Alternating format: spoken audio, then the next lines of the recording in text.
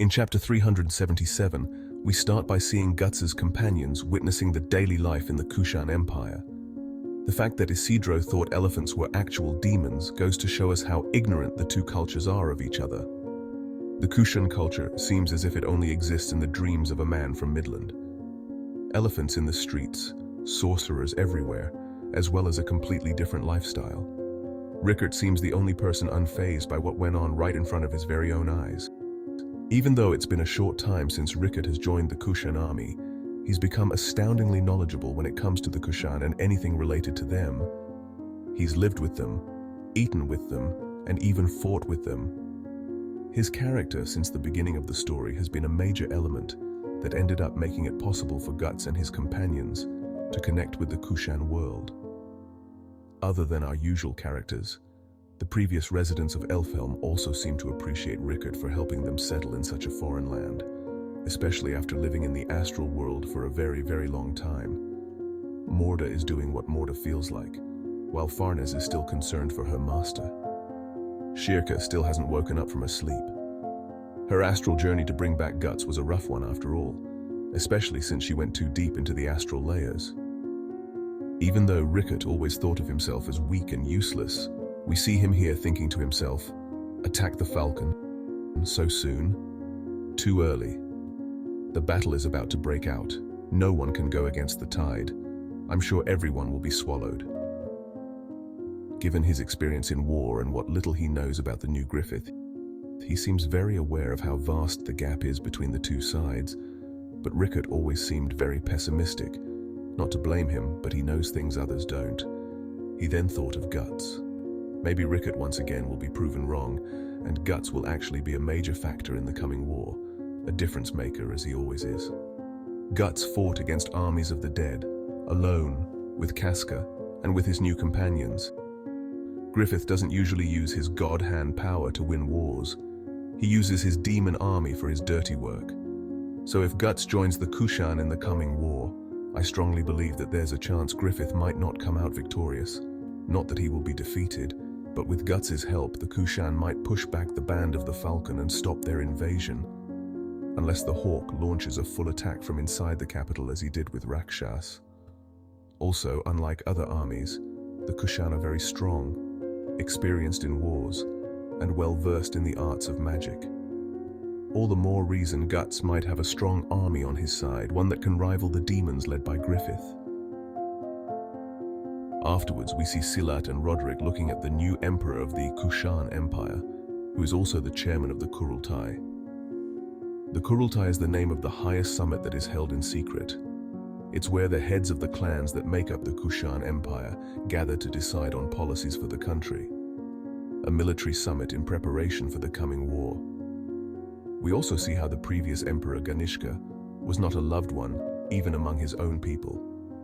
He was described as a dictator who neglected the Kurultai, which is thought to have led to his own defeat.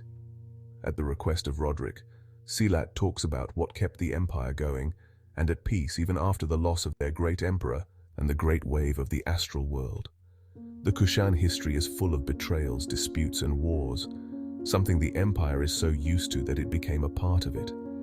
No matter what happens, how many leaders die and emperors get overthrown, the empire itself remains held together and keeps going regardless of who stands on top, regardless of who holds the reins. Also, the empire seems to consist of many races, which explains the clan leaders who are considered nobility. Each represents their own people, and together they decide the fate of the empire, something that would not be possible during the time of Ganishka. The new emperor then asks Silat to explain the situation in the west, as he's the only clan leader who seems to be aware of the events happening in Midland, given his time in exile. Even when Daiba mentions how the Kurultai wouldn't end amicably, Silat seems to be interested in that, waiting for his chance to make an interesting request to the emperor himself. Despite everything, the Bakiraka clan leader Silat is still not welcome among his fellow clan leaders.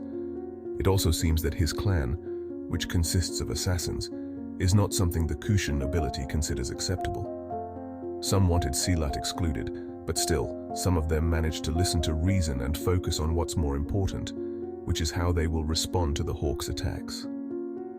The Kushan leaders then listen to Daiba's history with the previous emperor and what went on during their invasion of Midland. And while they are shocked at Daiba's words, Silat takes the chance and asks to be granted the rank of a general and the right to lead the whole Kushan army. Silat seems confident in himself, given his character development, from an arrogant noble clan leader to a humble assassin, thanks to his encounter with Guts early in the series. He might actually be qualified to be a great general, and might be of help to Guts since he can give him the chance to play a major part in the coming war, as they both have respect for each other. In the middle of the uproar, the leader of the northern clan, who seemed to have something against Silat, suddenly explodes to pieces, ending up killing some of the Kushan leaders. Rakshas comes out of his body, and then we see Guts reacting strongly to his presence all the way from his cell. These events might hint at a future encounter between Guts and one of Griffith's strongest apostles.